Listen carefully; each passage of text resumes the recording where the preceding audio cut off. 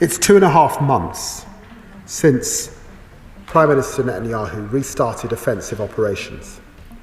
The IDF has driven Palestinians out of 86% of Gaza, leaving around 2 million people trapped in an area scarcely over 20 square miles.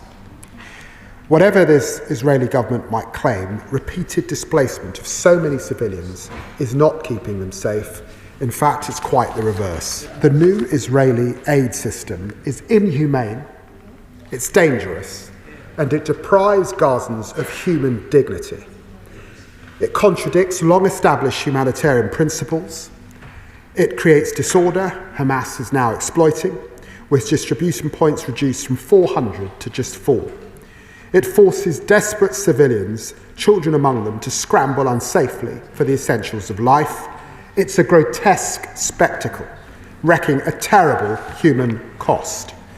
Almost 1,000 civilians have been killed since May, seeking aid, including 100, Mr. Deputy Speaker, this weekend alone.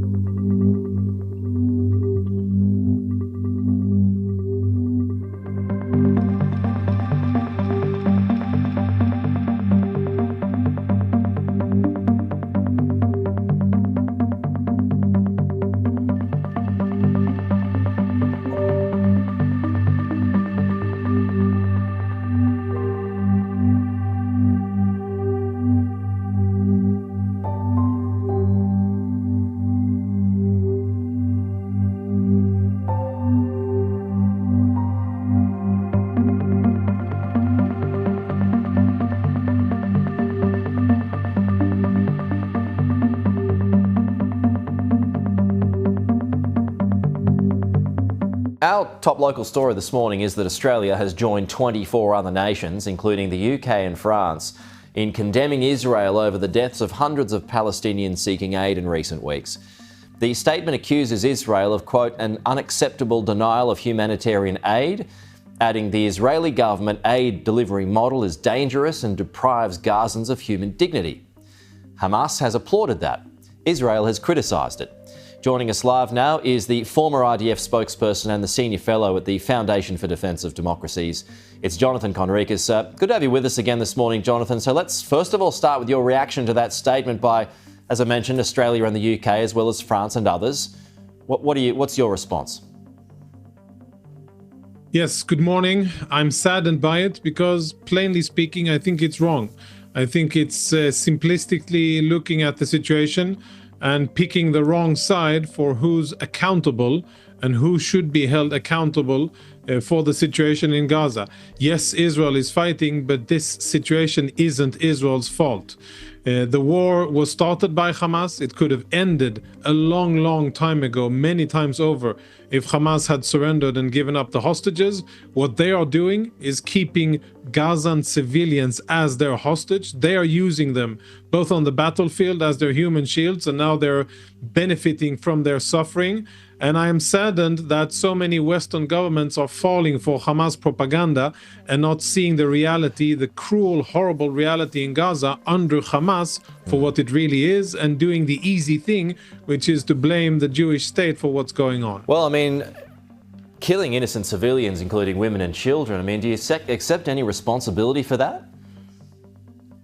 Yes, but I would advise a lot of caution when allocating blame and responsibility to Israel. I think that what's going on is an orchestrated campaign in Gaza led by Hamas, but lots of tailwind or help from UN organizations, the so-called humanitarian ecosystem, and a lot of help in the media, where they are simply amplifying what Hamas is saying.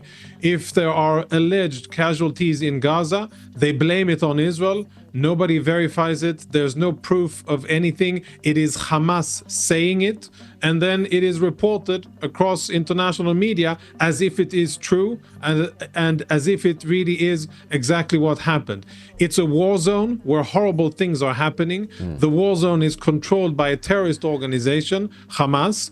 They have been offered multiple ceasefires, and just a few hours ago, Israel made additional concessions and additional flexibility to actually agree to Hamas demands on how the ceasefire would look like and where Israeli troops would be deployed. So but they're not taking it, and they're refusing. Let's just try and break this down. So, I mean, just on that figure of up to 1,000 civilians who've been killed in recent weeks, I mean, if you dispute that, what's the accurate figure? The honest and short answer is that I don't know, and I don't think that anybody knows truly how many civilians have been killed. But women and children are being killed? I have no doubt, sadly, that civilians have been killed. And I have also no doubt that Israel isn't intending to kill anybody, especially not civilians that are coming to food distribution centers that Israel is manning. But the situation on the ground is that Hamas doesn't want the alternate humanitarian effort to succeed. Sorry to interrupt you, Jonathan. What's the threat? Yeah, but this is important, though. Yeah. This is really important because the alternate humanitarian system with the Gaza Humanitarian Foundation is a real threat to Hamas. If food doesn't come in through Hamas's hands and UN hands, which are in cahoots with Hamas, if it doesn't go through Hamas's hands, then Hamas has less leverage over the population. That is why Hamas is instigating violence at those locations. That is why Hamas is on a media offensive to create the false narrative, which we're seeing now in the media, which sadly is being repeated here and many other places. I get your explanation on things, but I'm just trying to work out why so many civilians are being killed. I get your point. It's not that high number. But I mean, if you're a well-qualified army with a lot of battlefield experience now, can you not tell the difference between someone who represents Hamas and, say, a child? Well, when did you last see a Hamas fighter fight in uniform? I've been inside the Gaza Strip and I've seen Hamas fighters many times. If someone was a child, right, or a woman. Yes, but it's also very difficult, and the situations on the ground isn't that these are just women and children advancing. What's happening on the ground is that Hamas creates pressure at these humanitarian sites and pushes people forward and also uses live fire in order to create stampedes and to create a pressure on the ground. And in addition, as you said in the beginning, people are hungry and they are desperate for food. And when they think that they have an opportunity to get access to food, then they will do even dangerous things. And that's how situations are created on the ground, where Israeli soldiers that are trying to provide security for the humanitarian organizations are confronted with thousands of advancing Palestinians, who many of them may be women and children, but there are also Hamas operatives and other armed thugs that are trying to incite a situation and create that instability and mayhem. And in order for eventually, the strategic aim here is to stop the provision of this aid,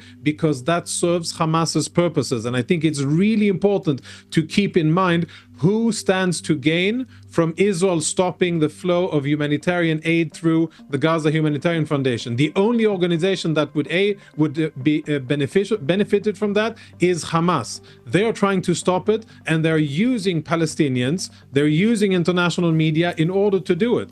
And of course, it's sad that civilians, women and children, are being killed. But the saddest thing is that the culprit is getting away with it. And judging by the letter that you just quoted in the beginning, they seem to be fooling Western governments, and I think that's sad. At the end of the day, nothing positive will happen in Gaza as long as Hamas stays in power. It will not be rebuilt. There will not be peace as long as Hamas stays in power. The first and most basic condition for dignified existence for Palestinians and peace and quiet is the complete removal of Hamas, the return of Israeli hostages. Until that happens, nothing good will happen.